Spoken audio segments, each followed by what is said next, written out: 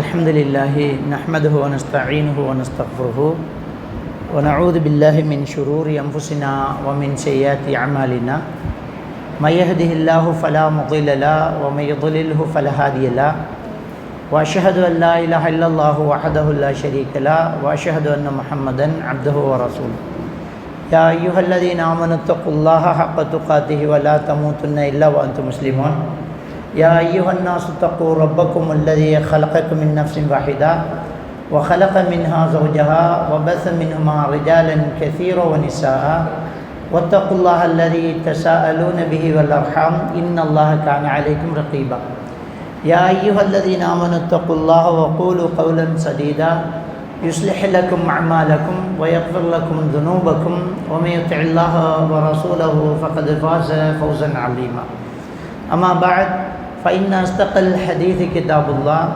وإن خير الهدي هدي محمد صلى الله عليه وسلم وشر الأمور محدثاتها وكل محدثة بدعة وكل بدعة ضلالة وكل ضلالة في النار.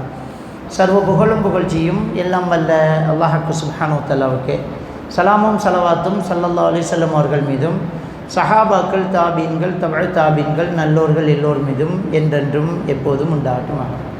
அன்புக்குரிய அருமை சகோதரர்களே, அல்லாஹ்வுக்கு சுப்ஹானஹு வ தஆலா அவனுடைய திருமறையில் சூரத்து ரஅத் 28வது வசனத்தில் அலா பி திக்ரில்லாஹி தத்மஇன்னுல் குலூப், அறிந்து கொள்ளுங்கள் அல்லாஹ்வுடைய நினைவு கூறுதலில், அல்லாஹ்வுடைய திக்ர் என்று சொல்லும்போது திக்ருல்லாஹ்ங்கும்போது தொழுகைக்கும் அந்த வார்த்தையை சொல்கிறது.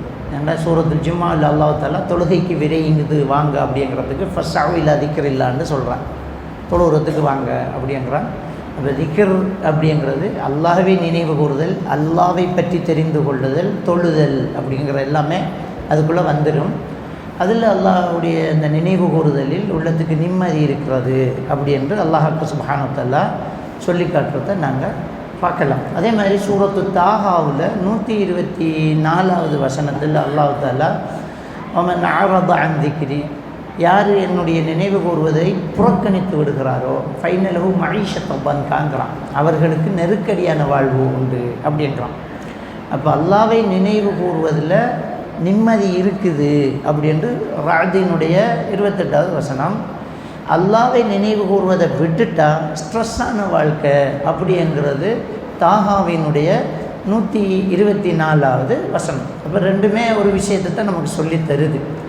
மனுஷனுக்கு ஸ்ட்ரெஸ்ஸு வரும்போது அதுக்கு ஒரே ஒரு தீர்வு அல்லாஹ்வை நினைவு கூறுதல் அப்படின்னு சொல்லுது.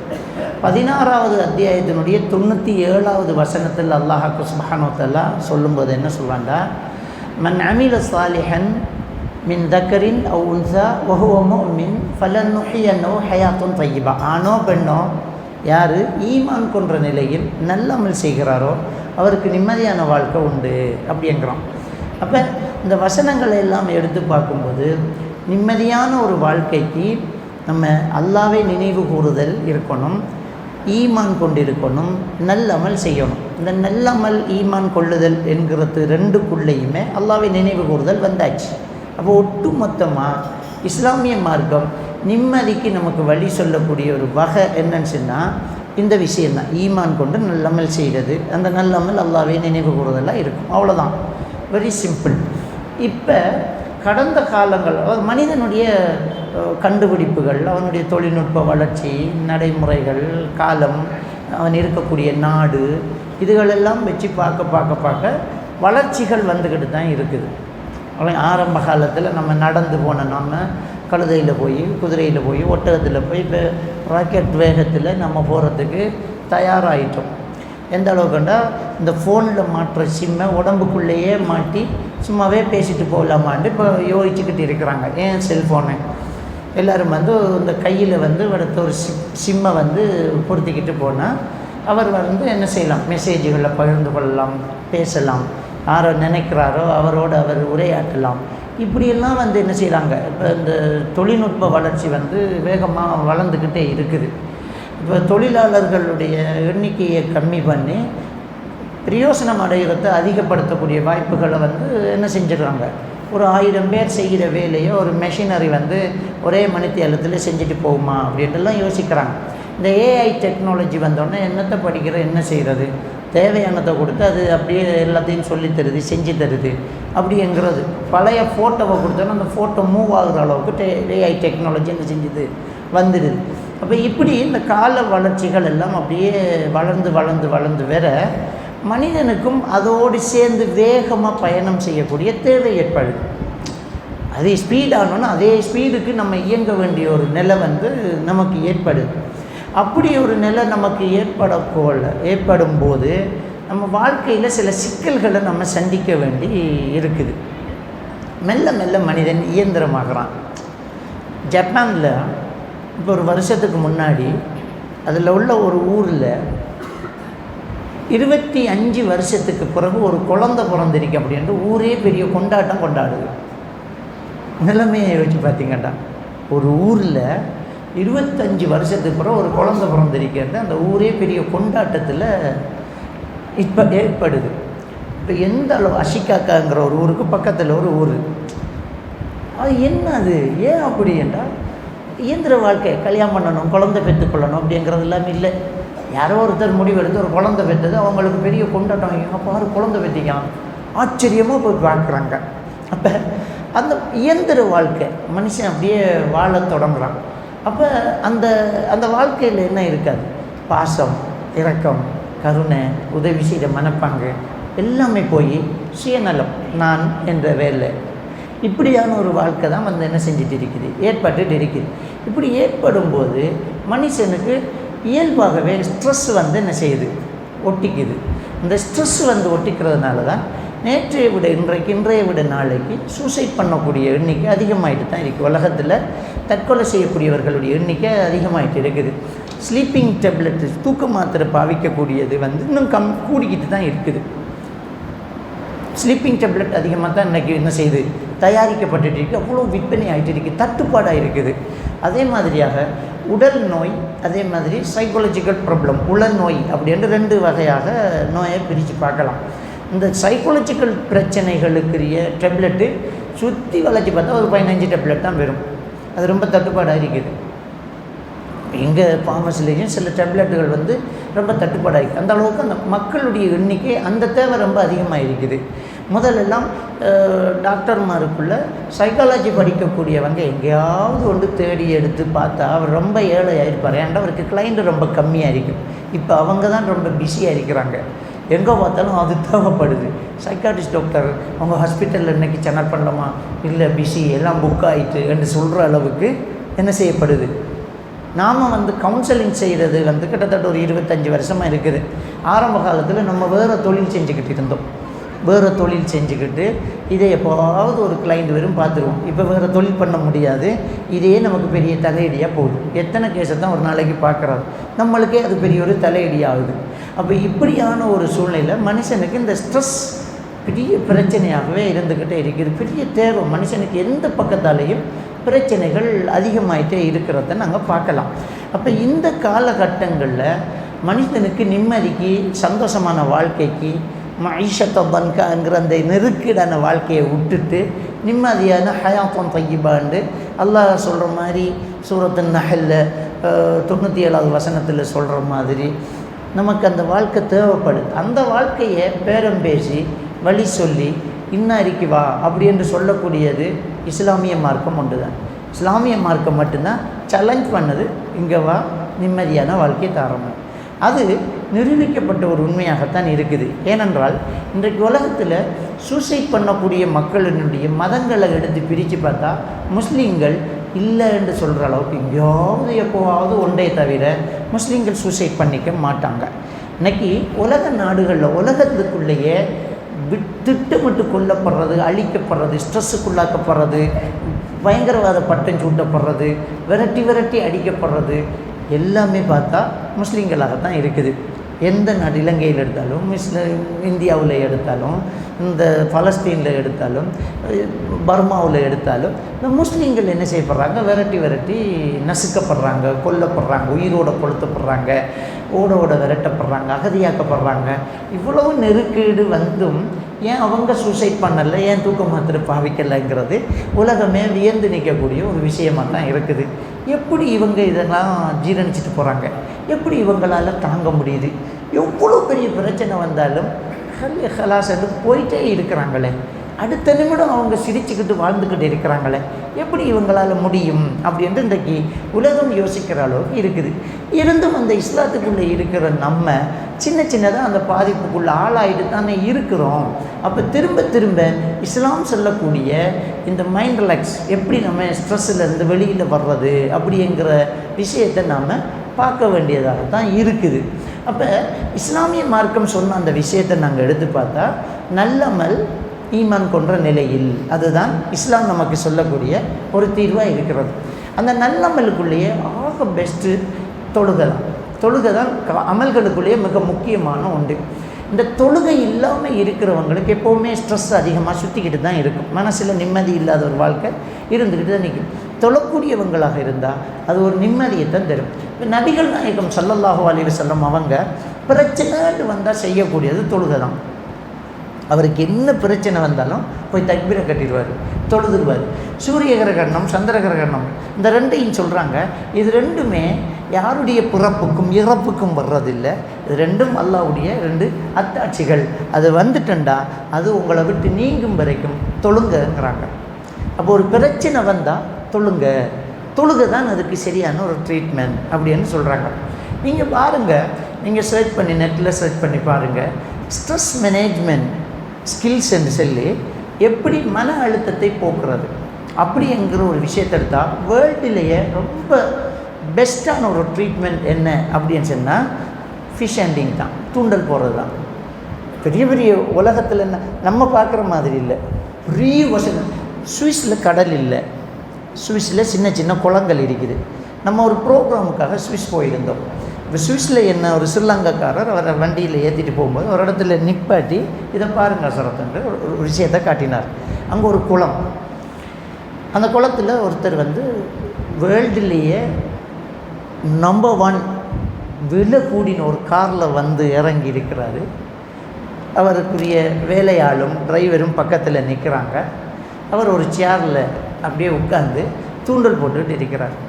இப்போ அவர் எனக்கிட்ட என்ன சொன்னாண்டா, இவருக்கு கறிக்கு மீன் தேவைப்பட்டு தூண்டல் போட வர்றாரா, இவருக்கு என்ன தேவை தூண்டல் போடுறது, இவன் எவ்வளோ பெரிய வசதியான ஆளாக இருப்பான் வேர்ல்டில், இவன் எவ்வளோ அவன் வச்சிக்கிற கார் இப்படி இருந்தால் அவனுடைய சம்பாத்தியம் எப்படி இருக்கும், ஏன் தூண்டல் போகிறான். இதெல்லாம் சார் இங்கே டாக்டர்மார் கொடுக்குற ட்ரீட்மெண்ட் தானே இது. நீங்கள் தூண்டல் போடுங்க. அப்போ அவங்க மருந்து இல்லாத மருத்துவத்தை தான் ரொம்ப வசதியானவங்க விரும்புவாங்க. உடம்புல எந்த ஒரு நஞ்சையும் ஏற்றவங்க விரும்ப மாட்டாங்க. டேப்லெட் வேணாம், இன்ஜெக்ஷன் வேணாம், வேறு ஏதாவது இருந்தால் சொல்லுங்கள். அதுக்கு தான் இன்றைக்கி ஹக்கு பஞ்சர், ஹக்கு ப்ரெஷர், ஹிஜாமா, இதுக்கெல்லாம் நம்ம நாட்டில் அதுக்கு மதிப்பே இல்லை. ஆனால் மேற்கத்திய நாடுகள் அதுக்கெல்லாம் சரியான பவர்ஃபுல் மதிப்பு இருக்குது. அங்கே மருந்து இல்லாமல் தான் இன்றைக்கு குணமாக்கணும் அப்படின்ட்டு யோசிக்கிறாங்க. அப்போ இன்றைக்கி பாருங்கள், அவர் தூண்டல் போடுறாரு. எதுக்குண்டா டாக்டர் கொடுத்த ட்ரீட்மெண்ட். நீங்கள் தூண்டல் போடுங்க எதுக்கு என்றால் மைண்டை கன்வெர்ட் பண்ணுறதுக்கு, அவரை மைண்டை கன்வெர்ட் பண்ணணும். எதுக்கு கன்வெர்ட்? அவருக்கு ஸ்ட்ரெஸ்ஸு, அவரை தொழில் கோடி பில்லியன் கணக்கில் பிரச்சனை இருக்கும், பெரிய பெரிய பிரச்சனைகள். அந்த பிரச்சனையில் இவருடைய தலை வெடிக்க பார்க்கும், ஸ்ட்ரெஸ் ஆகும், தூக்கம் இல்லாமல் இருக்கும். அதுக்கு டாக்டர் கொடுக்குற ட்ரீட்மெண்ட், சார் நீங்கள் ஃபிஷ் ஹேண்டிங் வாரத்தில் ஒரு தடவை ஃபிஷ் ஹேண்டிங் பண்ணுங்க. அப்போது ஒரு நாள் இவர் ஃபோனெல்லாம் சுவிட்ச் ஆஃப் பண்ணி வச்சுட்டு தூண்டல் போடுவார். அது இழுக்குதா, அது எடுக்குதா, அதை பார்த்துக்கிட்டே இருப்பார். எடுத்து மீனை கலட்டி திரும்ப அதிலேயே போட்டுட்டு அடுத்த மீனை பிடிப்பார். இப்போ இவருக்கு என்ன தேவைண்டா தன்னோட மைண்டை கன்வெர்ட் பண்ணும். அந்த கொஞ்ச நேரம் அவர் நல்லா இருக்கிறாங்க. உலகத்திலேயே அவங்க சொல்கிறாங்க இது ரொம்ப ரிலாக்ஸ் ஆகிருக்குது. அப்போ இன்றைக்கு என்ன செய்கிறாங்கண்டா, ரொம்ப வசதியானவங்கள்லாம் அடிக்கடி டூர் போகிறது, ஃபிஷ் ஹேண்டிங் பண்ணுறது, போட்டிங் போகிறது, இதெல்லாம் செஞ்சு அவங்க பிரச்சனையை மறந்து ரிலாக்ஸ் ஆகிட்டு திரும்ப அந்த பிரச்சனைக்குள்ளே சேர்றாங்க. இதைத்தான் ஒவ்வொரு நாளும் முஸ்லீம்கள் செஞ்சுக்கிட்டே இருக்கிறாங்க. இதைத்தான் முஸ்லீம்கள் ஒவ்வொரு நாளும் செய்கிறாங்க. என்ன, நம்ம தொழும்போது என்ன செய்கிறோம், 5 நேரம் நம்ம ப்ரே பண்ணுறோம். எவ்வளோ பெரிய பிஸியாக இருந்தாலும், பெருநாள் யாவருமே நடந்துக்கிட்டு இருந்தாலும் எஷாவாயிட்டு தொழணும். ஒரு ஆளை வச்சுட்டு அல்லது கடையை க்ளோஸ் பண்ணிவிட்டு வரோம். அல்லாஹு அக்பர். நம்ம மைண்டு ஒன்றை தான் யோசிச்சுட்டே இருக்குது. அல்ஹம்து சூறா ஓதிட்டு இருக்கிறோம், இன்னொரு சூறா ஓதுகிறோம், ருக்குவுக்கு போகிறோம், சுஜூ செய்கிற இடத்த பார்த்துக்கிட்டே திக்ர் செய்கிறோம். சுப்ஹான ரப்பியல் அலீம், சுப்ஹான ரப்பியல் அலீம், சுப்ஹான ரப்பியல் அலீம், சமி அல்லாஹு லிமன் ஹமீதா. அப்போ வந்து அங்கே திக்ர் ஓதுகிறோம், சுஜூதுக்கு போகிறோம், திரும்ப தக்பீர் கட்டுறோம், அத்தஹியாத்துக்கு போகிறோம். அப்போ ஒரு நாளைக்கு எத்தனை தடவை நாங்கள் தொழுவோம்? 5 தடவை தொழுவோம். அதில் ஒரே ஒரு தொழு தான் 2 ரக்காயத்து, மகரிபு 3, மற்றது எல்லாமே 4 தான். அப்போ 17 ரக்காத்து நம்ம தொழுகணும் ஒரு நாளைக்கு. அவ்வளவு நமக்கு என்ன, அது முன்பின் சொன்ன தொழுதா இன்னும் நம்ம செய்யக்கூடியது. எல்லாம் மைண்ட் ரிலாக்ஸ், மனசில் இருக்கிற பாருமே போயாச்சு. இப்போ அவரை பாட்டுக்கு போய் அவரை பிஸ்னஸ் என்ன செய்கிறாரு, பண்ணிக்கிட்டே இருக்கிறாரு, அவர் ரிலாக்ஸ். அதனால தானே என்னவோ இந்த முஸ்லீம்கள் வந்து சூசைட் பண்ணுறதோ தூக்க மாத்திரை பாதிக்கிறதோ ரொம்ப கம்மியாக இருக்குது. அப்போ அல்லாஹ் தஆலா சொல்கிறான் பாருங்கள், அலா பீதிக்கிரில்லாஹி தத்மைனுல் குலூப், அறிந்து கொள்ளுங்கள், அறிந்து கொள்ளுங்கள், அல்லாஹ்வை நினைவு கூறுவதில் மனசுக்கு நிம்மதி இருக்கிறது.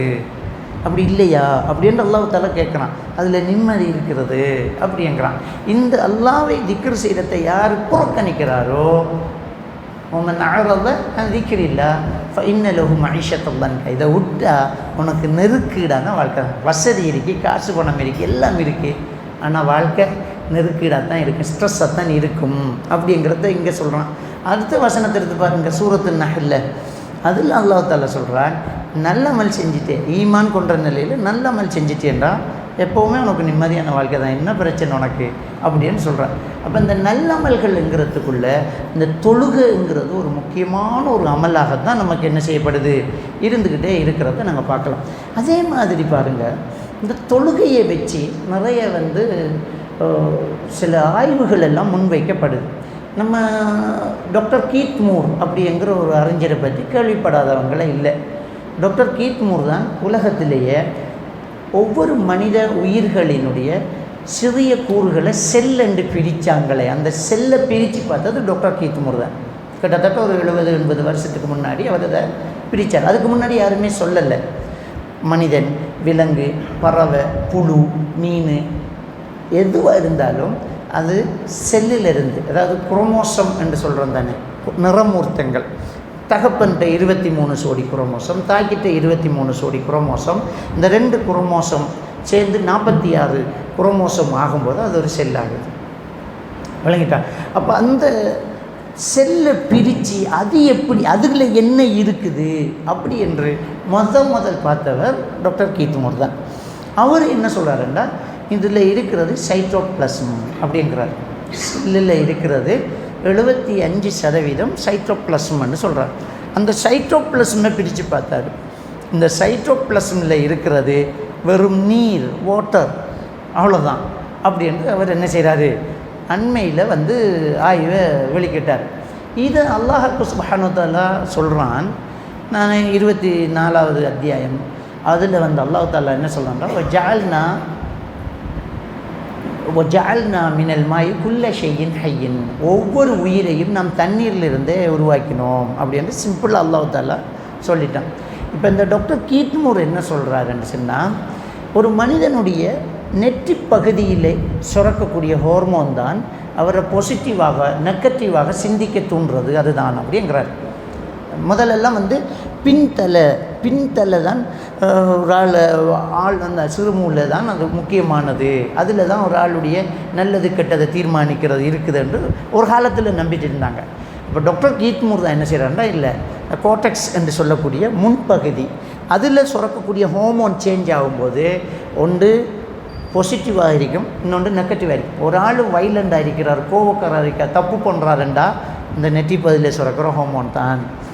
அதே ஹார்மோன் இன்னொரு சேஞ்சிங் வரும்போது அவர் ரொம்ப நல்லவராக இருப்பார் அப்படின்ட்டு அவர் சயின்டிஃபிக்கலாக நிரூபிக்கிறார். இப்போ அல்லாஹ் தஆலா திருக்குர்ஆனில் என்ன சொல்கிறான்னு சொன்னால்,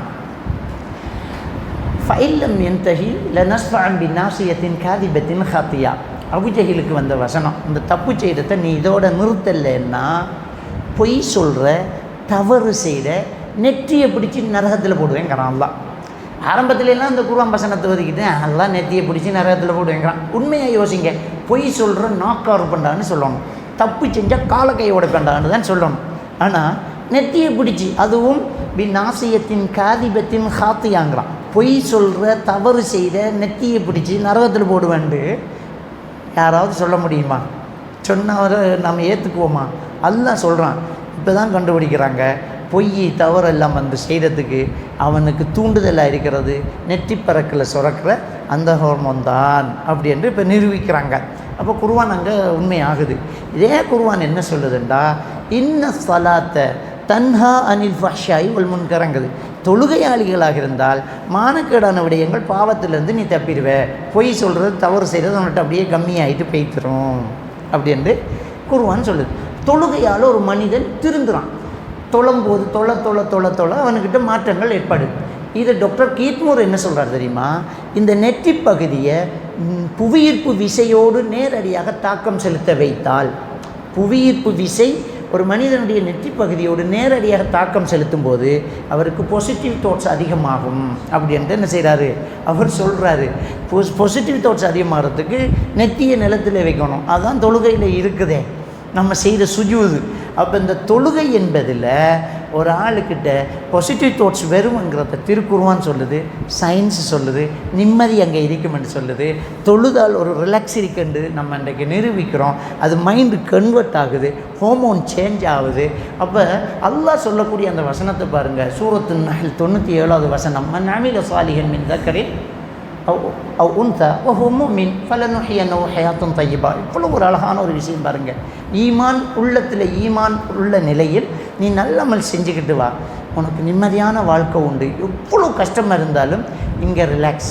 பிடிங்கிட்டு நடு ரோட்டில் நிப்பாட்டினாலும் ஒன்றும் பிரச்சனை இல்லை, அல்லாஹ் நமக்கு திரும்பவும் வாழ்வு தருவான், திரும்பவும் நமக்கு ஒரு நிம்மதி தருவான் அப்படிங்கிற ஒரு விஷயம் வந்து என்ன செய்யுது இங்கே வந்து உட்காருது.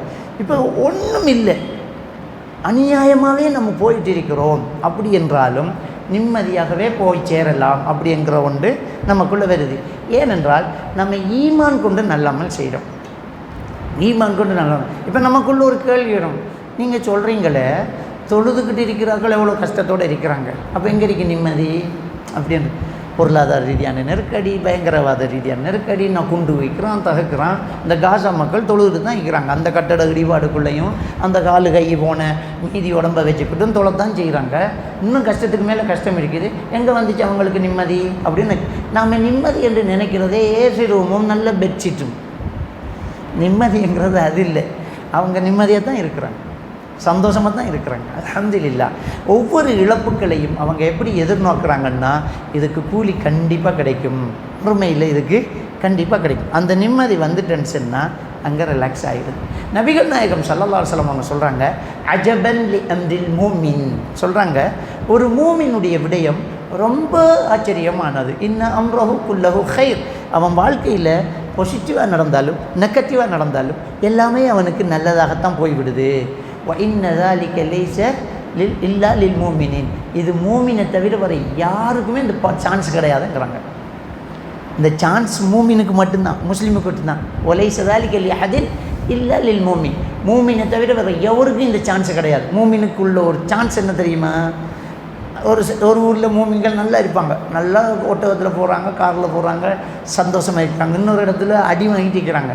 எப்படி இருந்தாலும் கல்யாணம் நடந்தாலும், மரணம் நடந்தாலும், வியாபாரத்தில் வசதி வந்தாலும், லொஸ்ட்டு வந்தாலும், நோய் வந்தாலும், ஆரோக்கியம் வந்தாலும், என்ன நடந்தாலும் இன்ன அம்ரஹு குல்லஹு கைர், எல்லாமே அவனுக்கு நல்லதாக தான் போகுது. எப்படி என்று கேட்குறீங்களா? அது ரசூலுல்லாஹி ஸல்லல்லாஹு அலைஹி வஸல்லம் சொல்கிறாங்க. முஸ்லிம் கிரந்தத்தில் பதிவாயிருக்கிற ஹதீஸ். அபூ ஹுரைரா ரலியல்லாஹு தஆலா அவங்க அறிவிக்கிறாங்க, வ இன் அஸாபத்துஹு ஸர்ரா, ஒரு மூமினுக்கு, ஒரு முஸ்லீமுக்கு ஒரு சந்தோஷமான ஒரு விஷயம் நடந்துட்டுன்னு சொன்னால் ஷக்கரல்லாஹ், அவன் அல்லாஹ்க்கு நன்றி செலுத்துறான். அல்ஹம்துலில்லாஹ், யா அல்லாஹ் எனக்கு கிடைச்சிது. அவன் நன்றி செலுத்துகிறானே தவிர பெருமை அடிக்கலை. நாங்கள் கை வச்சா எல்லாமே கரெக்டாக தான் இருக்கும், நாங்கள் அப்படித்தானே படித்தோம், எங்கள் பரம்பரையே அப்படித்தான், நாங்கள் அப்படித்தான் உழைச்சோம் அப்படின்னு சொல்ல மாட்டான். அப்படி சொன்னால் அவன் பெருமை அடிக்கிறான். அப்படி பெருமை அடித்தா அவனுக்கு அது ஸ்ட்ரெஸ் ஆகும். அது அல்லாஹ் தாலா சூரத்துல் பக்ராவில் 216வது வசனத்தில் அல்லாஹ் தாலா சொல்லி காட்டுறான். வழங்கிட்டேன். அப்போ நம்ம என்ன செய்யணும் அப்படிங்கிறத பார்க்கணும். நம்ம பெருமை அடிக்கக்கூடாது. சூரா ஹதீதில் 23வது வசனத்தில் சொல்லி காட்டுறான், கலா கதிரின் பிரகாரம் தான் எல்லாம் நடக்குது. எதுக்கு தெரியுமா? அல்லா தஃப்ரஹ் பிமா ஆத்தாக்கும், உங்களுக்கு கிடைச்சி சந்தோஷத்தில் நீங்கள் துள்ளாமல் இருக்கிறதுக்குங்கிறான். அல்லாஹ் துள்ளக்கூடாது. கலா கதிரன்னு சொல்லுங்கள், அல்லாட ஏற்பாடுன்னு சொல்லுங்கள். இது அல்லாஹ் தஆலா சூரா ஹதீதில் 23வது வசனத்தில் சொல்லி காட்டுறான். அப்படி சொல்லாத, என்னென்னு சொல்லாத, நாங்கள் அப்படித்தான்னு சொல்லாத, இது அல்லாட ஏற்பாடுன்னு சொல்லிட்டு போ. அல்லா தஃப்ரஹ் பிமா ஆத்தாக்கும், அல்லாஹ் உங்களுக்கு தந்ததில் ரொம்ப மகிழ்ச்சி கொள்ளாத, நான் அப்படின்னு நினைக்காத, அல்லாஹ் தந்ததுன்னு எடுத்துக்க. உனக்கு கிடைக்காத விஷயத்தில் நீ என்ன செய்யப்படாத, கவலைப்படாத. பிமா ஃபாத்தக்கும், உனக்கு மிஸ் பண்ணி போனதில் அல்ல தசவ், நீ தசவ், நீ கவலைப்படாமல் இருக்கிறதுக்காக கல்லா கதிரை நம்பு அப்படின்னு அல்லாஹ் தஆலா நேரான் சொல்லி காட்டுறான். அப்போ ஒரு மனுஷன் ரொம்ப என்ன செய்யப்படாது, நான் அப்படின்னு சொல்ல மாட்டேன். என்ன நடந்தாலும் அவன் என்ன சொல்லுவான் தெரியுமா? அல்லாஹ்க்கு நன்றி, அல்ஹம்துலில்லாஹ், எல்லாம் நீ தந்துட்ட, நாடிட்டேன். நான் எக்ஸாம் எழுதிட்டேன், எனக்கு சீட்டு கிடச்சிட்டு. நான் எக்ஸாம் எழுதினேன், எனக்கு காலேஜ் கிடச்சி, எனக்கு ஜப்பு கிடச்சிட்டு. நான் இன்டர்வியூ ஃபேஸ் பண்ணேன், எனக்கு ஜப் கிடச்சிட்டு. என்னில் ஒன்றுமில்லை, எல்லாம் நீ தந்துட்டேன், அல்ஹம்துலில்லாஹ். எனக்கு குழந்தை பிறந்துருக்கு, நான் நினச்ச மாதிரி எனக்கு நல்ல ஒரு அழகான குழந்தையை தந்திக்க, அல்ஹம்துலில்லாஹ், எல்லாம் நீ தந்த வாரிசு, நீ தந்தது அப்படி என்று அல்லாஹ்வுக்கு நன்றி செலுத்துகிறார். இப்போ இவர் ரிலாக்ஸ் முடிஞ்சு, இவருக்கு அது மகிழ்ச்சி. ஒயின் அசாபத்துக்கு தர்ரா, அவருக்கு ஒரு கெடுதி நடந்துட்டு அப்படின்னு சொன்னால், பிரச்சனை நடந்துட்டு, அப்போ என்ன செய்கிறார்?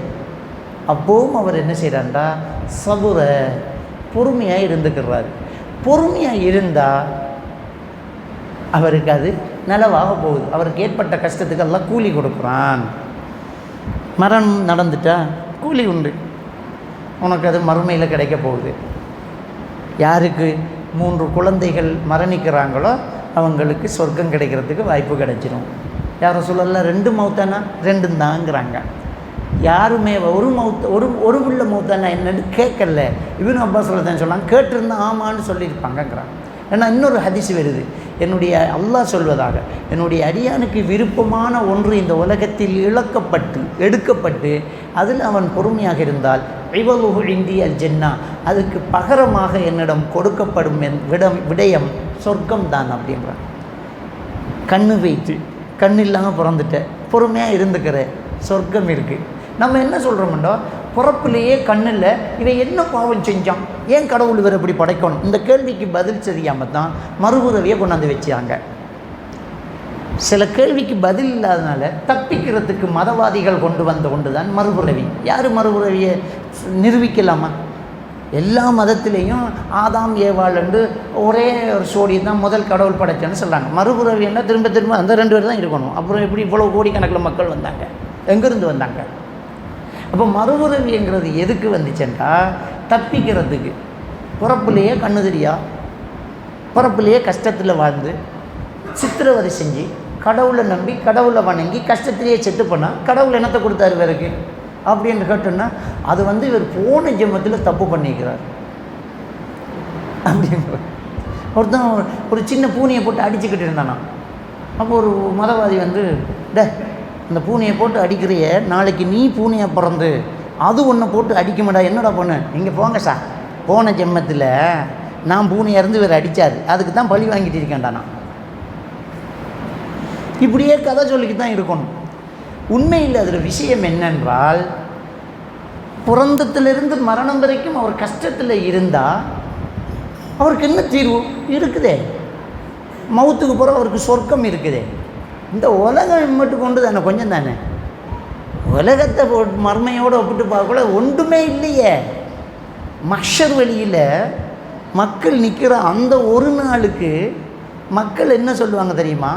நாம் உலகத்தில் வாழ்ந்தது அஷியத்தன உதுஹா, ஒரு காலை பொழுது இல்லாட்டி மாலை பொழுதாக இருக்கும் அப்படின்னு சொல்லுவாங்களாம். 100 வருஷம் வாழ்ந்தவன் அந்த ஒரு நாளுக்கு, அந்த ஒரு நாள், அதுக்கு மேலே இருக்குது அங்கே முடிவில்லாத காலம், அந்த ஒரு நாளோடு ஒப்பிட்டு ஒரு பெருசு சிறுசு எப்போ தீர்மானிக்கப்படும்? பக்கத்தில் இருக்கிறத வச்சு தானே. ஒரு கோட்டுக்கு பக்கத்தில் பெரிய கோடு போட்டு அந்த கோடு சின்னதாக போய்த்துருமே. அப்போ மஷரில் நிற்கும்போது அப்போது உலகத்தில் நம்ம வாழ்ந்தது ஒரு காலை பொழுதாக இருக்கும். அது ஹாஹா ஒரு மாலை பொழுது அல்லது ஒரு காலை பொழுது அப்படின்னா அப்படி சொல்லுவாங்களாம். அவ்வளோ காலத்துக்குள்ளே தான் இவ்வளோ ஆட்டம் போடுறோம். நம்ம இந்த ஆட்டத்தில் நமக்கு கடைசி வரைக்கும் கஷ்டமாக இருந்தாலும் ஒரே ஒரு ரிலாக்ஸ், நம்ம ஈமான் கொண்டிருக்கிறோம். என்ன ஈமான் கொண்டிருக்கிறோம்? அல்லாஹ்வை கொண்டு, மலக்குமார்களை கொண்டு, மறுமை நாளை கொண்டு, வேதங்களை கொண்டு, விதியை கொண்டு, இதெல்லாம் நம்ம ஈமான் கொண்டிருக்கிறோம். ஆமன்து பில்லாஹி வ மலாயிகத்திஹி வ குதுபிஹி வ ருசுலிஹி வல் யௌமில் ஆகிரி வல் கத்ரி. விளங்கிட்டா? அப்போ இந்த ஈமான் கொண்டிருக்கிறோம்டா மறுமை நாள் ஈமான் கொண்டிருக்கோம் இல்லையா? அவருக்கு அவ்வளோ கஷ்டம், பிறப்பிலேருந்தே என் பிள்ளை சித்திரவதை அனுபவித்து ஆப்ரேஷன் சக்ஸஸ் இல்லாமல் மௌத்தாக போச்சு. அல்ஹம்துலில்லாஹ், யா அல்லாஹ் என் பிள்ளைய சொர்க்கத்தில் நீ எழுப்புவேன், மறுமையில் இதுக்கு கூலி தருவேன். அதை வச்சு கஷ்டப்பட்டு வேதனை அனுபவிச்சு எனக்கு கூலி தருவேன், எனக்கு நீ அதுக்கு பகரமாக தருவேன், எல்லாம் கிடைக்கும். இதுதான் ஒரு மூமினுடைய நிலை. அப்போ ஈமான் கொண்டு நல்லமல் செஞ்சால் மறுமையில் நிம்மதி கிடைக்கும் தானே. ஏன் நம்ம சிரமப்படணும்? சிலர் என்ன யோசிக்கிறாங்கண்டா, கடவுளை திட்ட தொடங்குறாங்க, தொழுகையை கை விடுறாங்க. என்ன எனக்கு வாய்ச்சது அப்படியா போச்சு, கட்டினதும் இப்படி, எனக்கு பிறந்ததும் இப்படி, எனக்கு வாய்ச்சதும் இப்படி, எனக்கு ஏன் இந்த சோதனை, நான் எவ்வளவோ அல்லாஹ் கிட்ட துஆ, அல்லாஹ் எனக்கு என்னத்தை தந்த, எதுக்கு தொழுகை வேணாம். அப்போ நம்ம ஈமான் கொண்டது வேஸ்ட்டு, ஈமான் கொள்ளலை, மறுமையை நம்பலை. அங்கே கிடைக்குமேம்மா, அங்கே கிடைக்குமே. இப்படியே இருந்தால் அப்படியே போகிறதானா? அல்லாஹ் நியாயமான தீர்ப்பாளன் இல்லையா? கிடைக்கும். நபிகள் நாயகம் ஸல்லல்லாஹு அலைஹி வஸல்லம் அவர்கள்ட்ட ஒரு பெண்மணி கேட்குறாங்க, யா ரசூலல்லாஹ் எனக்கு வலிப்பு வரும், அப்பப்போ நான் விழுந்துருவேன், எனக்காக துஆ செய்யுங்கங்கிறாங்க. நபிகள் நாயகம் ஸல்லல்லாஹு அலைஹி வஸல்லம் அவங்க சொன்னாங்க, இன் சபர்த்தி ஒலைக்கில் ஜென்னா, நீ பொறுமையாக இருந்தால் உனக்கு சொர்க்கம் கிடைக்கும். இன் ஷைத்தி அது விலைக்கு, இல்லை நீ விரும்பினா சொல்லு, உனக்காக துவா கேட்குறேன். அந்த பெண்ணு என்ன சொன்னாங்க, இல்லை நான் பொறுமையாக இருந்துட்டு போகிறேன்னு போயிட்டாங்க, எனக்கு சொர்க்கம் கிடைக்கட்டும், நோயெல்லாம் ஒன்றும் குணமடைய தேவையில்லை, இது குணமடைஞ்சு திரும்பியும் மௌத்தாக தான் போகிறேன், இப்படியே இருந்து மௌத்தாக தான் போகிறேன், எப்படியோ மௌத்தாக தானே போகிறேன். அப்போ இப்படி போனால் சொர்க்கம் கிடைக்குமாட்டா, நான் அப்படியே போய்த்துறேன், எனத்துக்கு இது அவ்வளோ பெரிய சொர்க்கத்துக்கு இவ்வளவு சின்ன கஷ்டம் எனக்கு ஒன்றும் பெருசு இல்லைன்றாங்க. நம்ம தான் இந்த உலகத்திலேயே எல்லாம் கரெக்டாக இருக்கணும்னு யோசிச்சுட்டு நிற்கிறோம். அப்படி யோசிச்சுட்டு இருந்தால் வாழ முடியாது. இயல்பாக சில விஷயங்கள் அமையும், இயல்பிலேயே நம்மக்கிட்ட சில அங்கத்தில் குறைபாடுகள், நோய்கள், சில கஷ்டங்கள், சொல்ல முடியாத பிரச்சனைகள் இருக்கும். அப்போ நமக்கு என்ன, நமக்கு மட்டும் இப்படி இருக்குது, நமக்கு ஆண்மை குறைவாக இருக்குது, நமக்கு இப்படி இருக்குது, நமக்கு உடம்புல இப்படி முடியாமல் இருக்குது, நமக்கு வருமானம் சரியாக வரமாட்டேங்குது, நமக்கு பிரச்சனை வந்துக்கிட்டே இருக்குது, எல்லாமே நமக்கு கஷ்டமாக இருக்குது. ஒன்றும் யோசிக்காது, அதை அல்லாவுடைய ஏற்பாடு என்று நிம்மதியாக தூங்கலாம். அல்லாவுடைய கலாக்கதிரை நினச்சிட்டியா நிம்மதியாக தூங்கலாம். அல்லாவுடைய விதியில் உள்ளதான் நடக்கும், வேறு எதுவுமே நடக்காதுன்னு கண்டிப்பாக நம்ம எடுத்துட்டோம்னா ஒரு பிரச்சனையுமே இல்லை, ஒரு பிரச்சனையும் இல்லை.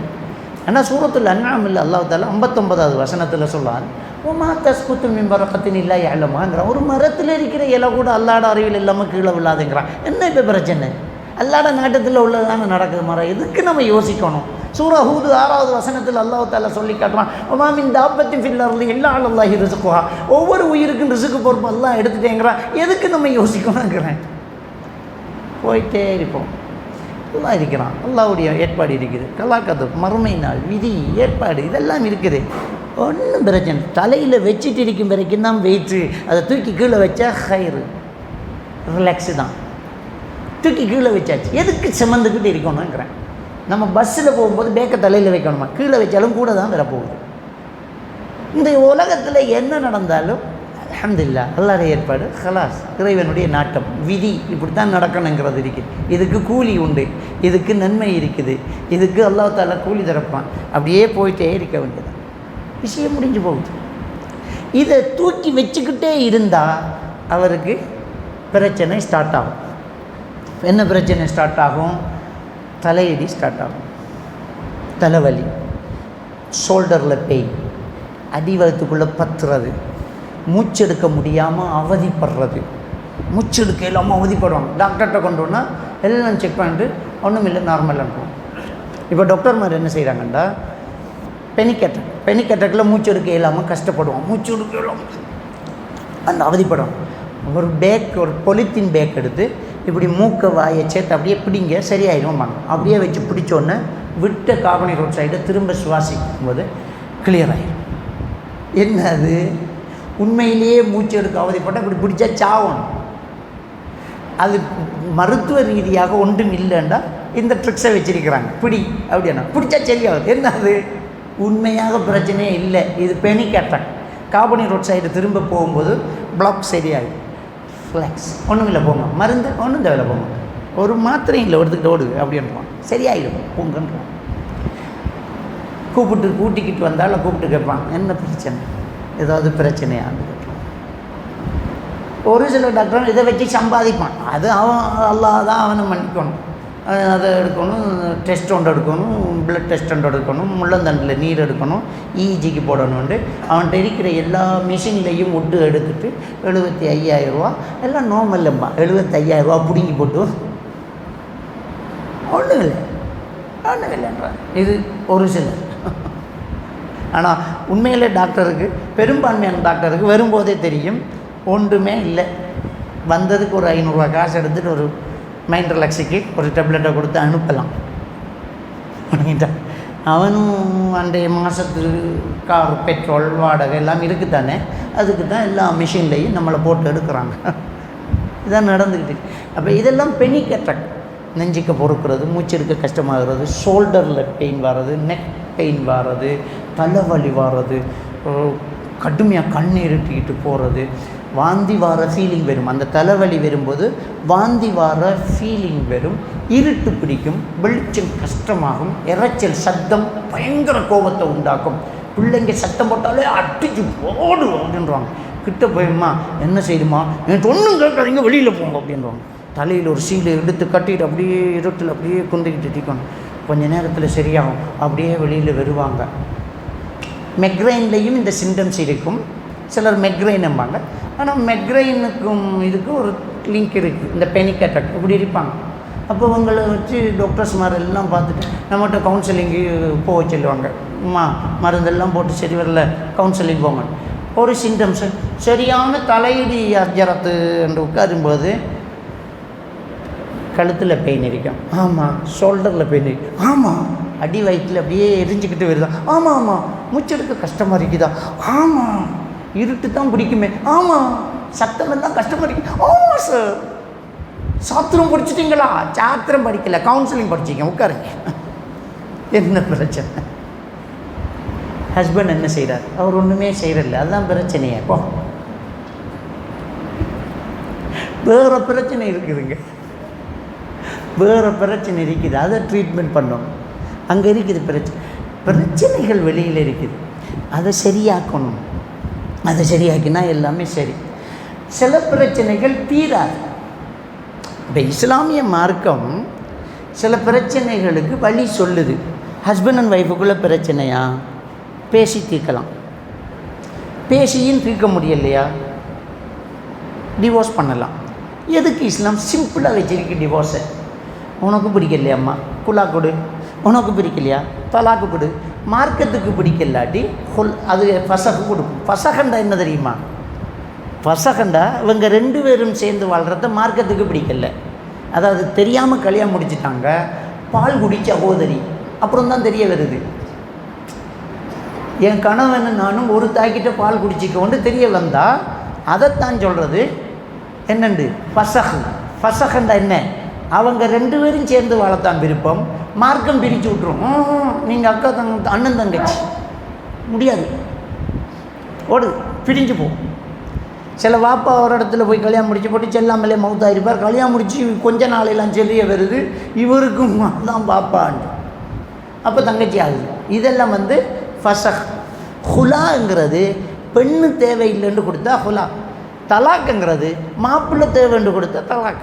நம்ம உதாரணம் சொல்கிற கல்யாணம்ங்கிறது விமான பயணம் மாதிரியா, ஃப்ளைட் பயணம். விருப்பம் இல்லை பயணம் என்றாலும் இடையில இறங்க முடியாது, வேறு வழி இல்லை, அடுத்த ஏர்போர்ட் தான் அப்படின்ட்டு உதாரணம் சொல்லுவாங்க. உதாரணமே தப்பு. விருப்பம் இல்லாட்டி அடுத்த ஏர்போர்ட் போக தேவையில்லை, சீட்டுக்கு கீழே ஒரு கவர் இருக்கு, எடுத்து போட்டுக்கிட்டு கிளம்ப வேண்டியதான், பாய வேண்டியதான். அதான் பரிசுட்டு பாய். அதான் இஸ்லாம் சொல்லுது. பிடிக்காட்டி போயிட்டே, பிரச்சனைக்கு முடிவு இருக்குது, முடிவை சரியாக எடுக்கணும். நாங்கள் இப்படியே வாழ்ந்துட்டு போகணுங்கிறது இல்லை. இன்னும் சிலது இருக்குது, அதை ஒன்றும் பண்ண முடியாது. பிறந்த குழந்தை இப்படி தான் இருக்குது, அந்த குழந்தையை தூக்கி எறிய முடியாது. இது மறுமையில் கூலி இருக்குது, அல்லாஹ் இதுக்கு கூலி தருவான். இந்த குழந்தைய சொர்க்கவாதியாக தருவான், இதை பராமரித்ததுக்கு அல்லாஹ் நமக்கு கூலி தருவான். ஒன்றும் பிரச்சனை இல்லை. நம்மளுக்கு அல்லாஹ் எழுதின காலம் வரைக்கும் நம்ம வாழ போகிறோம், வாழ்ந்துக்கிட்டே போக முடியாது. ஒன்றும் யோசிக்க தேவையில்லை. நம்ம எல்லாரையும் விட அல்லாஹ் இரக்கம் உள்ளவன், நம்ம எல்லாரையும் விட அல்லாஹ் கருணை உள்ளவன். அந்த வாழ்க்கை வாழ்ந்துக்கிட்டே போக வேண்டியதான். ஹைர், ஏதோ அல்ஹம்துலில்லாஹ், இதுக்கு கூலி தான், இதுக்கு நீ என்ன கூலி வச்சிருக்க அந்த தாயா அல்லாஹ் அப்படியே கேட்டுட்டு நம்ம வாழ்ந்துட்டு போக வேண்டியது தான். அவ்வளோதான், வெரி சிம்பிள். நம்ம ஹதீஸுகளை கேட்குறோம், பயான்களை கேட்குறோம், அந்த கஷ்டங்களை கேட்கும்போது நம்ம மகிழ்ச்சி அடைகிறோம். யாசிர் ரலியல்லாஹு தஆலா அவர்களை 2 ஒட்டகத்தில் எதிர் திசையில் கட்டி கிழிக்கப்பட்டது, ஷஹாதத்தோடு மரணித்தார், அவருக்கு எவ்வளவு வல்லமை, எவ்வளவு ஈமானிய பலம் அப்படின்னு மௌலை பேசுவார். கேட்டுக்கிட்டு நாம மாஷா அல்லாஹ் அப்படியேம்மா. அதை விட சின்னதாக உண்டு நம்ம லைஃப்பில் நடந்தோன்னே என்ன வாழ்க்கை இது, என்ன அல்லாஹ், என்ன இது, அது ரெண்டாக கிழிச்சதே நமக்கு மகிழ்ச்சியாக இருக்குது. சுப்ஹானல்லாஹ், அவருக்கு எவ்வளோ பெரிய பாக்கியம், எப்படி சொர்க்கம் கிடைக்கும்ங்கிறோம். அதுக்கு நமக்கு கொஞ்சம் கடன் பிரச்சனை தலைக்கு ஏறி, வீட்டுக்கு கரண்ட் பில்லு கட்டலை, ஒய்ஃபால் பெரிய பிரச்சனை, மாமனாரால் ஒரு தொல்லை, பிள்ளையால் பிரச்சனைனா என்னடா இது, அதை விட இது அவ்வளோ பெரிய விஷயமா? அதுக்கு சொர்க்கம் கிடைக்கும்னா இதுக்கு என்ன நரகமாக கிடைக்கும்? இதுலேயும் பொறுமையாக இருந்துட்டு போ, சொர்க்கம் கிடைக்குது, எதுக்கு இப்போ அவதிப்படணும்? சொர்க்கம் கிடைக்கும், அவ்வளவுதான். அது சொர்க்கம் கிடைக்கணும்னா ஒரு நிபந்தனை உண்டு. சொர்க்கம் சும்மா கிடைக்காது, ஒரு நிபந்தனை உண்டு. என்ன நிபந்தனை? அதான் நபிகள் நாயகம் ஸல்லல்லாஹு அலைஹி வஸல்லம் சொல்கிறாங்களே, சபுர, அவர் பொறுமையாக இருந்தால் அவருக்கு சொர்க்கம் கிடைக்கும். பொறுமை எப்படி பொறுமை? வந்த உடனே வந்தால் தான் பொறுமை. கடந்ததுக்கு பிறகு வந்ததுக்கு பேர் பொறுமை இல்லை, கையால் ஆகாத தனம். ஒருத்தனை விரட்டுறோம், அடிக்கிறதுக்கே விரட்டுறோம், அவனே கையில் மாட்டினா அம்புட்டு தாண்டு விரட்டுறது. நம்மளை விட அவன் ஸ்பீடாக ஓடுவான், இதுக்கு மேலே பிடிக்க முடியாது. அந்த இடத்துல நின்று ஓ அல்லாஹ் போ, இது நேரத்தையே சொல்லியிருக்கணும், இது நேரத்துடையே சொல்லியிருக்கணும். அல்லாஹ் போண்டு ஏழாட்டி அல்லாஹ் மையத்து விழுந்து அந்த இடத்துல ஒப்பாரி வச்சு அழுவாங்க. ஏழை முகம் பார்க்கலையே ரப்பே, இந்த பிள்ளைய பார்த்துக்கு நீ உயிரை பறிச்சிருக்கியடா அப்படின்னு அழுவாங்க. 3 நாளையில் போனோன்னே என்ன செய்கிறது, அல்லாஹ் தந்தான் எடுத்தான். இதை அப்போ சொல்லியிருக்கணும், முதல் நாள் சொல்லிக்கணும். ஸல்லல்லாஹு அலைஹி வஸல்லம் அவர்கள் சொன்னார்கள், அஸ்ஸபுரு இந்த சதமத்தில் ஊலால, பொறுமை என்பது விஷயம் நடந்து ஆரம்பத்தில் நடப்பது அப்படின்றாங்க. விஷயம் நடந்து ஆரம்பத்தில் நடந்தது தான் பொறுமைங்கிறாங்க.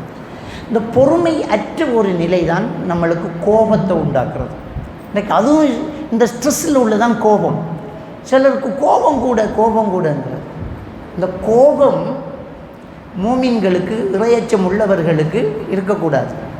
ஏன்னா அல்லாஹ் தஆலா ஆல இம்ரானில் 134வது வசனத்தில் ஒல் காலிமீனல் கைல் ஒல் ஆஃபீன அனின் நாஸ்ங்கிறான். தக்வாசாரிகள் யார் தெரியுமா? கோபத்தை மென்று விழுங்குறவர்கள், அடுத்தவர்களை மன்னிக்கக்கூடியவர்கள் அப்படிங்கிறாங்க. அப்போ இது கூட ஸ்ட்ரெஸ் மேனேஜ்மெண்ட் ஸ்கில்ஸுக்குள்ளே தான் வரும். கோபத்தை அடக்கணும். எப்படி கோபத்தை அடக்கிறது? ஏன் கோபம் வருது? Very simple. கோபம் ஏன் வருதென்றால், நடந்த ஒரு விடயத்தை மனசை ஏற்றுக்கொள்ள மறுத்தால் அந்த நேரம் வர்றது தான் கோபம். இது கீழே விழுந்துட்டு, ஏய் இதை யார் இங்கே வச்சது கொண்டாட்டிக்கு திட்டுறோம். பிள்ளைக்கு பட்டாரம் காட்டி, இதை எப்போ சொன்னாங்க எடுக்க சொல்லி, ஏண்டா எடுக்கல அப்படின்னு. அப்படியும் யார் இந்த ரூமுக்குள்ளே வந்தது, எவன் இதுக்குள்ளே வந்தது, நான் 1000 தடவை சொல்லிக்கேன், என் ஆஃபீஸுக்குள்ளே வரக்கூடாதுன்னு பட்டாரம் கொண்டாடி. அன்றைக்கு சமைச்சதே ஒருத்தருக்கு சாப்பிட முடியாத ஒரு சூழ்நிலை. மற்ற பிள்ளைகள்கிட்ட உண்மை சொல்லுவோம், அப்போ ரொம்ப சூடாக இருக்க, யாருமே அந்த பக்கம் பேத்துடாதீங்க, யுத்தம் நடந்துக்கிட்டு இருக்கு. அந்த ஆள் அப்படியே 1 மணி நேரம் அப்படியே முகம் அப்படியே வெளியே போவார், கண்ணாடிக்கு ஒரு அடி, ஃபோனை தூக்கி எத்தனை ஃபோன் உடைச்சிருப்பாங்கன்னு தெரியுமா? ஒரு சில ஆட்கள் வாங்கும்போது இது ரொம்ப விலையாக இருக்கே, கொஞ்சம் ஒரு 5000 குறைச்சி தரக்கூடாதான்ட்டு 2 லட்சத்துக்கு வாங்கி தூக்கி போட்டு ஒரு அடி ஆட்டும் கேட்டாச்சோன்னா பொண்டாட்டிக்கு அடிக்க முடியாது இல்லை, அதான் கண்ணாடிக்கு இடித்தான் அப்படின்ட்டு ஹாஸ்பிட்டலில் மருந்தை கட்டிக்கு படுப்பார். ஐயோ அடித்து போட்டனே அப்படி. அப்போ ஒரு செகண்ட் நடந்து முடிந்த விஷயத்தை மைண்டு ஏற்றுக்கொள்ளலாட்டி அதுக்கு பேர் கோபம். ஏற்றுக்கிட்டா அமைதி. எப்படி ஏற்றுக்கொள்கிறது? முதல் விஷயம் என்ன, ரசூலுல்லாஹி ஸல்லல்லாஹு அலைஹி வஸல்லம் அவர்கள் கோபம் வந்தால் என்ன சொன்னாங்க, என்ன செய்ய சொன்னாங்க? புகாரியில் வரக்கூடிய ஹதீஸ், 2 பேர் சண்டை பிடிச்சிட்டு இருக்கிறாங்க, 2 சஹாபாக்கள் சும்மா மல்லி நடக்குதே. ரசூலுல்லாஹி ஸல்லல்லாஹு அலைஹி வஸல்லம் அவங்க சொன்னாங்க, அந்த 2 பேர்ட்டையும் ஷைத்தான் வந்துட்டான். பக்கத்தில் இருந்த சஹாபிகிட்ட சொல்கிறாங்க, போயெல்லாம் விளக்க முடியாது, அது நடக்காது. இங்கே இருந்துக்க சொல்கிறாங்க பக்கத்தில் இருந்த நபி தோழர்கிட்ட, இந்த 2 பேர்ட்டையும் ஷைத்தான் வந்துட்டான்.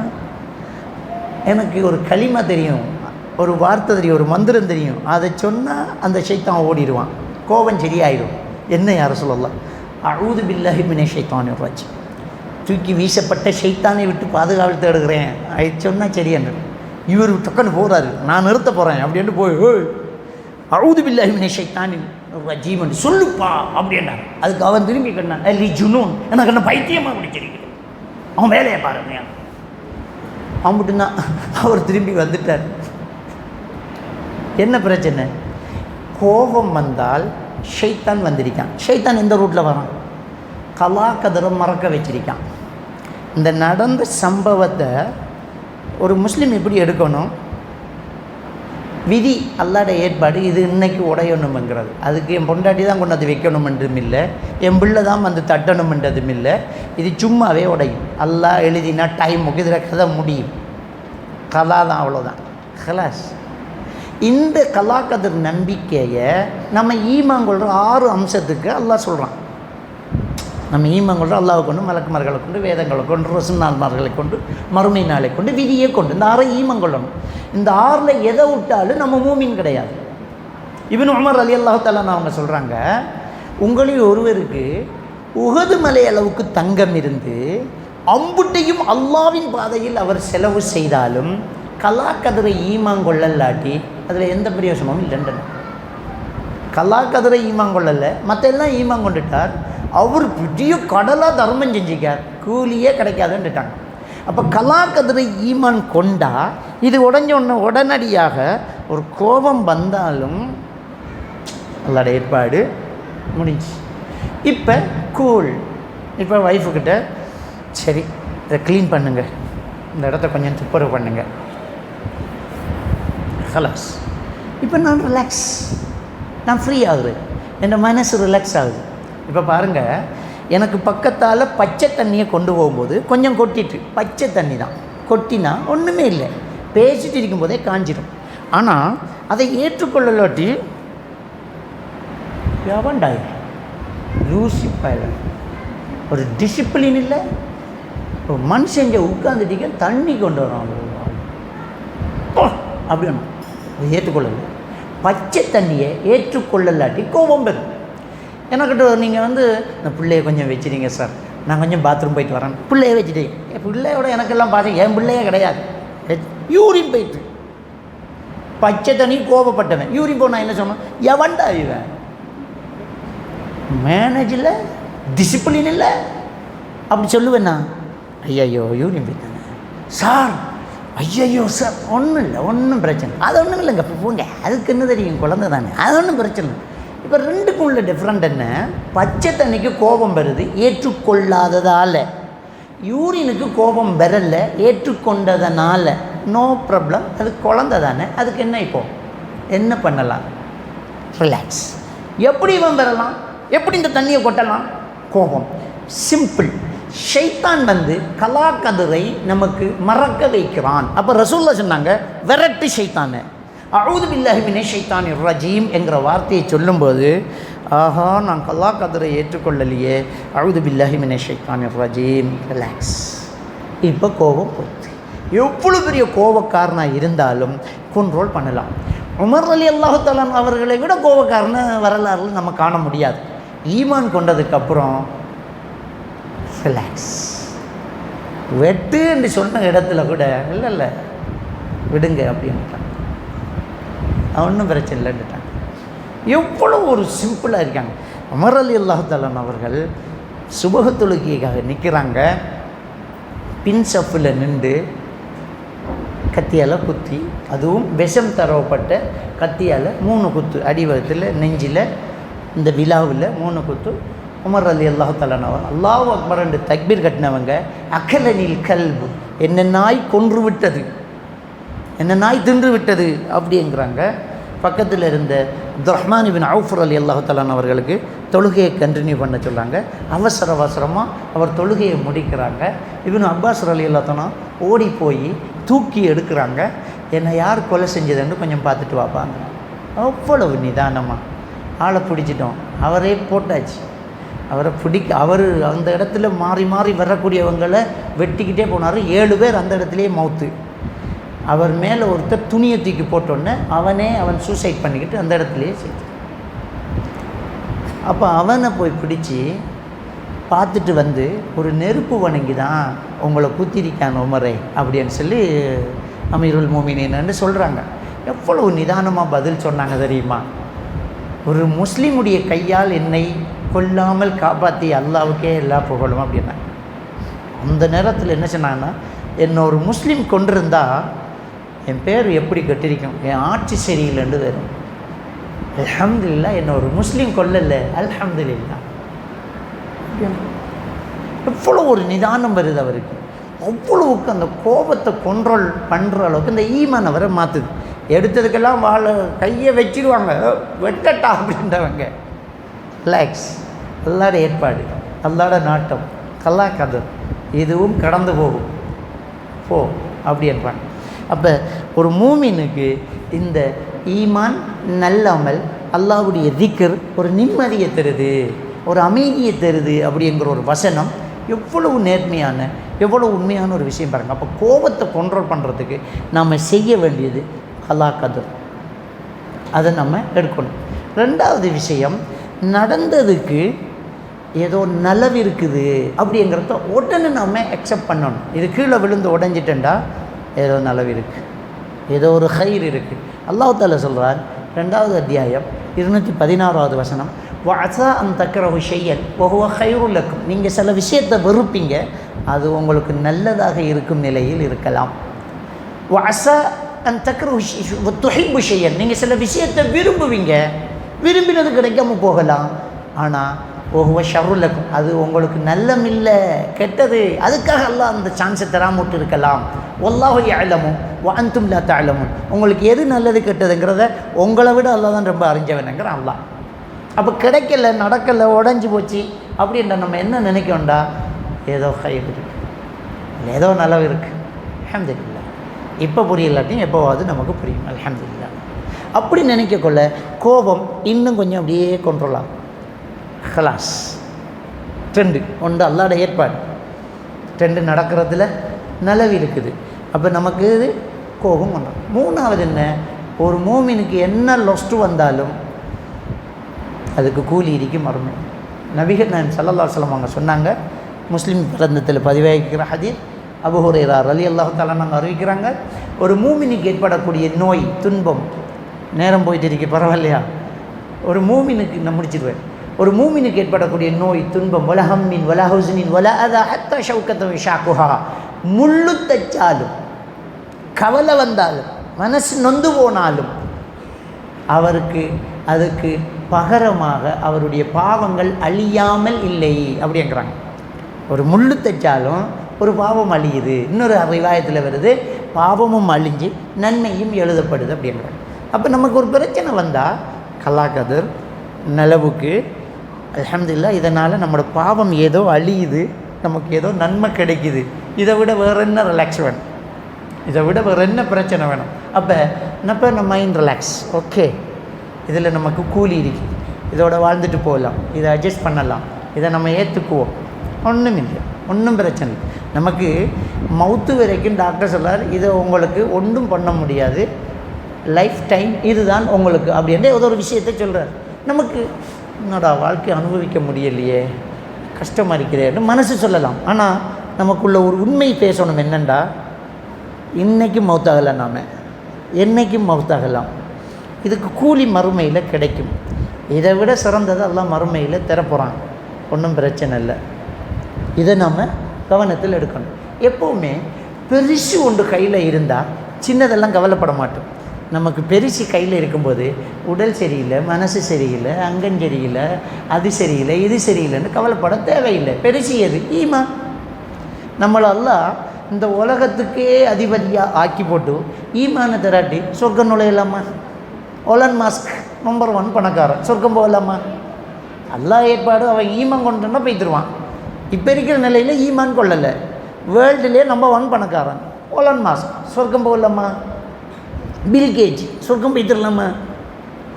ஆண்டுக்கிட்டு இருக்கிறவனுகள், அனுபவிச்சுக்கிட்டு இருக்கிறவனுகள் மோடியார்.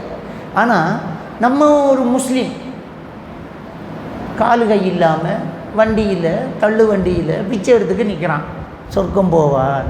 ஏன்னா அவன்கிட்ட களிமை இருக்குது. அதான் இந்த உலகத்தில் உள்ள எல்லாத்தையும், வானம் பூமி எல்லாத்தையும் தூக்கி தராசில் வச்சுட்டு களிமாவை வச்சா அதுதான் வெயிட்டு கூடுமென்று ஸல்லல்லாஹு அலைஹி வஸல்லம் அவர்கள் சொன்னது இதுக்கு தான். நம்மக்கிட்ட அல்லாஹ் தந்தது லா இலாஹா இல்லல்லாஹ்ங்கிற களிமா, ஈமானோடு பிறந்திருக்கிறோம். இதை விட ஒன்றும் பெருசு இல்லை, அதை விட பெருசாக ஒன்றுமே இல்லைங்கும்போது அது நமக்கு இல்லாமல் போனால் என்ன பிரச்சனை? 1 கோடியை கையில் தந்துட்டேன் உனக்கு, 1 கோடி ரூபாவை அள்ளி எடுத்துட்டேன், 1 ரூபா விழுந்துட்டு குனிஞ்சு எடுப்பியா? 1 ரூபா விழுந்துட்டுடா, கிடக்கட்டும் சார், எடுத்துக்கோ வந்துட்டு போ. அவன் அதில் 1 லட்சத்தை பிடிங்கி எடுக்கான், பரவாயில்ல படா வந்துட்டு போவேன். நான் கொடுத்தேண்ணா 1 கோடியை தந்துட்டு, எப்பா போகிற வழியில் அந்த பள்ளிக்கு ஒரு 10 லட்சம் கொடுக்குறியா? ஆமாங்க சார் கொடுத்துட்றேன் சார். 1 கோடி ரூபா தந்திருக்கேங்க, 10 லட்ச ரூபா ஒரு காசா? இப்படி தானே நம்ம சொல்லுவோம். அல்லாஹ் தந்த ஈமானுக்கு முன்னாடி நம்ம வாழ்க்கை, நம்ம காரு, நம்ம வீடு, நம்ம எல்லாமே ஒன்றுமே இல்லை, தூசி. அதில் ஒரு டேமேஜ் வரும், இதில் ஒரு பிரச்சனை வரும், அதில் ஒரு நோய் வரும், அதில் ஒரு கஷ்டம் வரும், இதில் ஒரு வீழ்ச்சி வரும், அதில் ஒரு லொஸ்ட்டு வரும். என்ன இப்போ பெஸ்ட்டு நம்மக்கிட்ட தானே இருக்குது. களிமாவன் ஜோத்திரம் பிடுங்கலையே. ஒரு விஷயத்தை புரிஞ்சு கொள்ளணும். இந்த லா இலாஹா இல்லல்லாஹ்வுக்காக இந்த உலகத்தில் எதையும் இழக்கலாம், ஆனால் எதற்காக வேண்டியும் கலிமாவை இழக்கக்கூடாது. அப்போ நமக்கு நிம்மதியான வாழ்க்கை. எல்லாம் வல்ல அல்லாஹ் சுப்ஹானஹு வ தஆலா நம் அனைவரையும் ஈமானோடு வாழ வைத்து ஈமானோடு மரணிக்க செய்வானாக. வாஹிரு தஅவானா அல்ஹம்துலில்லாஹி ரப்பில் ஆலமீன்.